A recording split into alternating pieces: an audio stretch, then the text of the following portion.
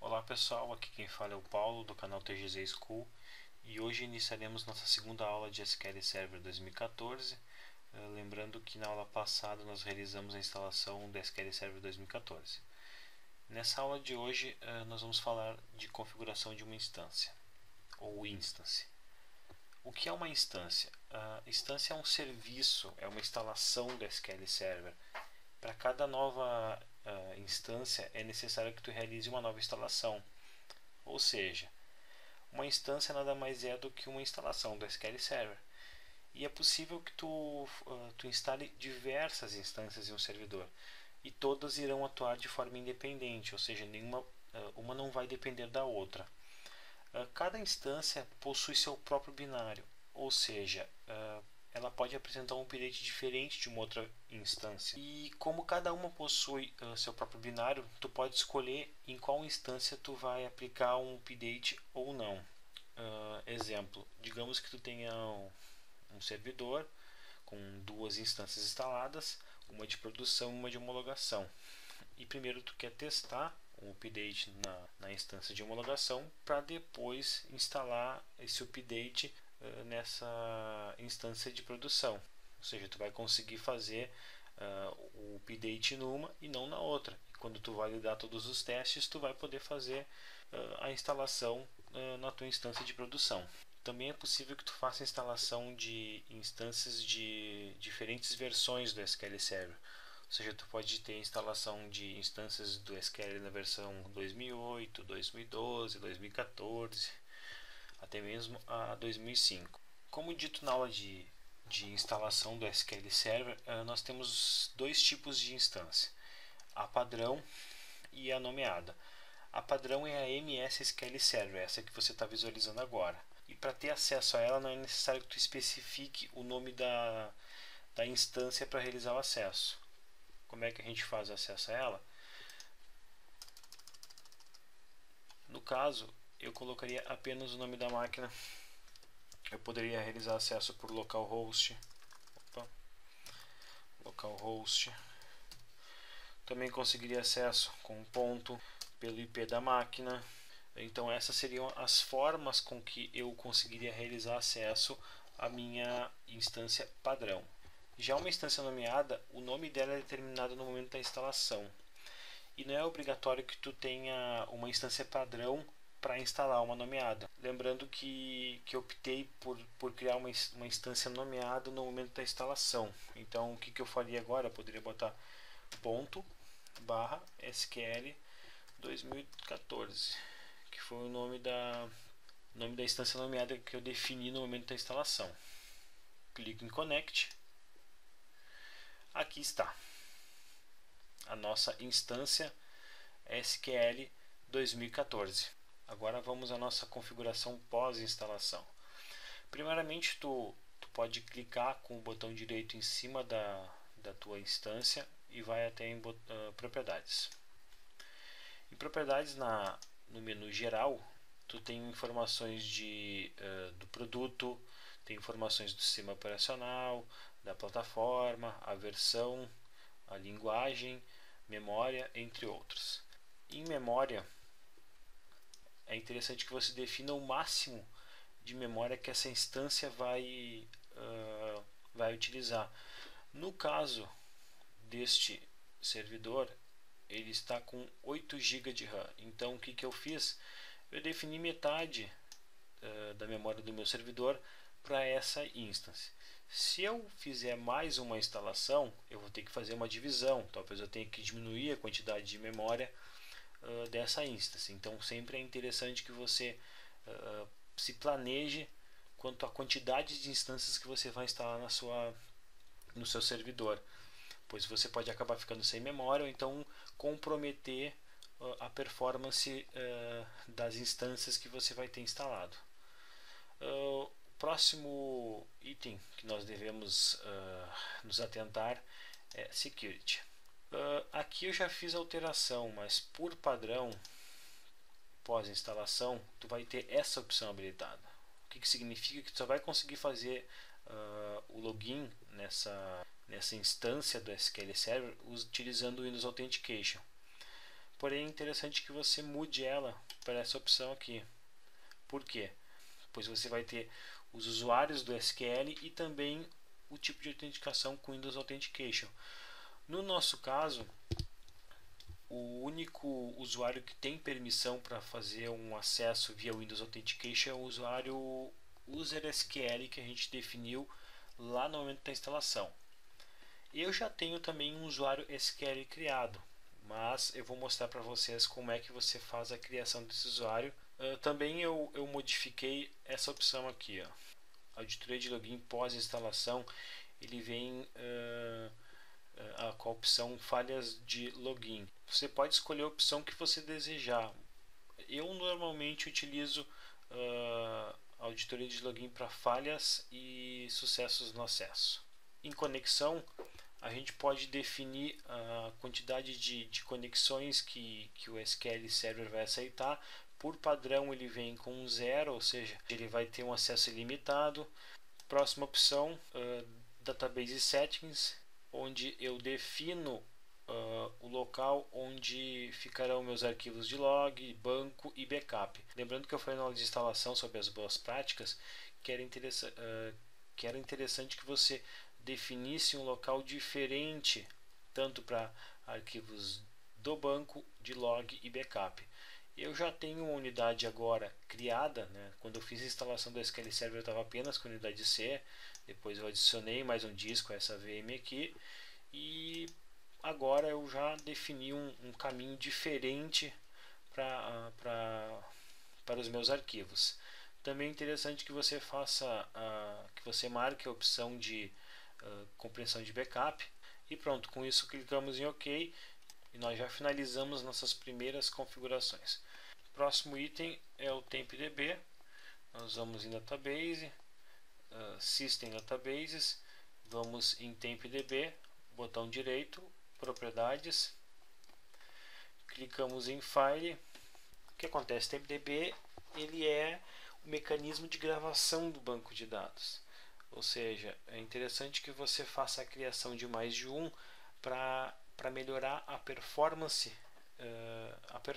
do seu banco. Eu já fiz a criação do arquivo tempdb2 e ele já automaticamente ele já está salvando, ele já está sendo salvo dentro da pasta que a gente definiu anteriormente. Se eu for criar mais um, eu clico em ADD e preencho as informações de nome, a quantidade de memória inicial, a porcentagem de crescimento e poderia até mesmo alterar o caminho do arquivo aqui, mas eu não quero fazer isso porque eu já defini onde serão os meus novos destinos dos arquivos. Porém, para cada arquivo novo que tu for criar, tu vai ter que reiniciar a tua instância para que ele entre em vigor, certo? Também outro ponto é com relação à quantidade de arquivos. É interessante que você crie arquivos de TempDB equivalentes a metade dos seus cores. Aí no caso, se a gente tivesse feito a criação de mais um arquivo ali, eu simplesmente poderia clicar com o botão direito em cima da instance e restart. Clicando em restart, essa alteração entraria em vigor. Um outro ponto é criar um novo usuário. No caso eu já tenho o Paulo aqui, mas se eu fosse criar um novo, eu iria em New Login, colocaria o nome, no caso User SQL, por exemplo, definiria a senha, deixaria a opção para senha forte, também deixaria a opção para que o password expirasse e também poderia definir que houvesse a troca de senha no próximo login. Essa opção eu deixaria marcado se eu fosse esse usuário SQL, esse user SQL fosse destinado a uma outra pessoa, ou seja, eu definiria uma senha para essa pessoa agora, clicaria nessa opção aqui e passaria o usuário e senha para ela. No primeiro login que ela fosse realizar, automaticamente ela iria ter que trocar a sua senha. Em User Mapping, para que esse usuário fosse um sysadmin do banco, eu selecionaria essas opções e também a DB Owner. Clicaria em OK. Pronto, o usuário já está criado. Até interessante aqui, ó, você pode visualizar agora nesse momento que ele tem uma setinha no usuário SA. Lembrando que essa setinha ela significa que o usuário SA está desabilitado. Lembrando que eu não optei por definir uma senha e nem muito menos habilitá-lo durante a instalação do SQL Server. Ó, está com o login desabilitado. Um próximo ponto que é interessante comentar é do SP-Configure. O SP-Configure que você pode utilizar ele para configurar uma instância também, ou seja, tu não precisa ficar escravo dessa interface gráfica para fazer qualquer alteração dentro da sua instância. Tu pode utilizar o comando SP-Configure para fazer diversas alterações, ou seja, diversas configurações. Tu pode utilizar o SP-Configure tanto em um ambiente que não tem uma interface gráfica, ou também, se for do seu agrado, utilizar somente scripts, linha de comando. Com o SP-Configure, a gente consegue visualizar inúmeras configurações da nossa instância.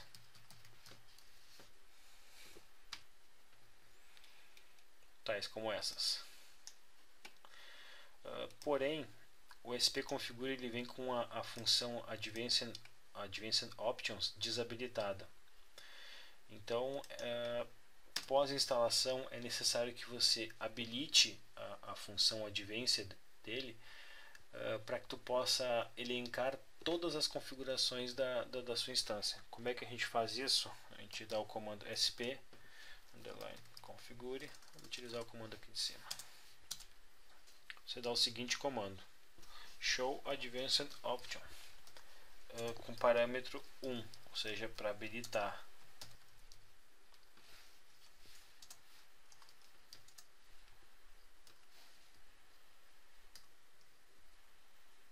Após a gente executa. Porém, notem que ele nos mandou uma mensagem, né, dizendo que é necessário que eu execute o comando reconfigure, que é o que? Sem o comando reconfigure, as alterações que a gente fez nesse momento elas não entram em vigor.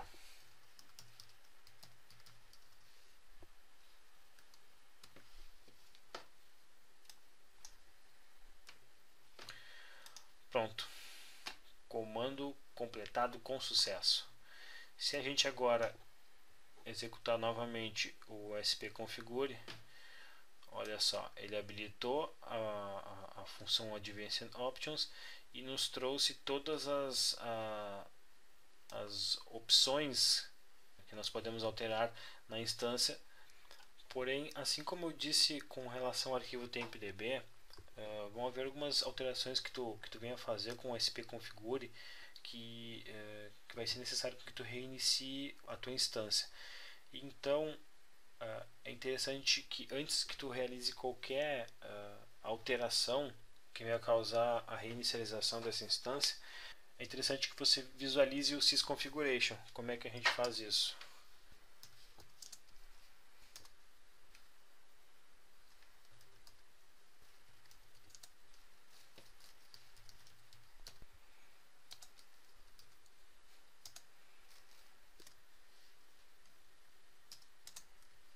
Com esse comando, todas as alterações que forem necessárias que tu reinicie essa instância, a gente vai conseguir visualizar.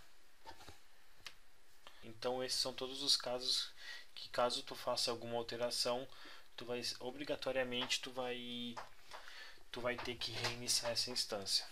Sempre que você for executar alguma alteração, seja pela interface gráfica, seja por linha de comando, é interessante que você tenha uma janela de manutenção para fazer isso. Pois algumas alterações que tu venha a fazer na instance ela pode causar alguma influência na plan cache, que é o local onde ficam os objetos, os comandos, todas as instruções que já foram executadas e que já estão compiladas. Ou seja, tu pode causar uma perda muito grande de performance nessa instance. Com isso, pessoal, a gente finaliza essa videoaula. Como vocês puderam ver, as alterações que a gente fez, elas foram simples, porém elas são alterações muito importantes. É claro que a gente pode ter uma gama ainda muito maior de configurações e parâmetros que nós devemos realizar, porém no decorrer do curso, conforme for havendo a necessidade, a gente vai realizando as devidas alterações. Lembrando que na próxima aula nós vamos falar de configurando uma base de dados no SQL Server. Espero que tenham gostado, sucesso e até a próxima.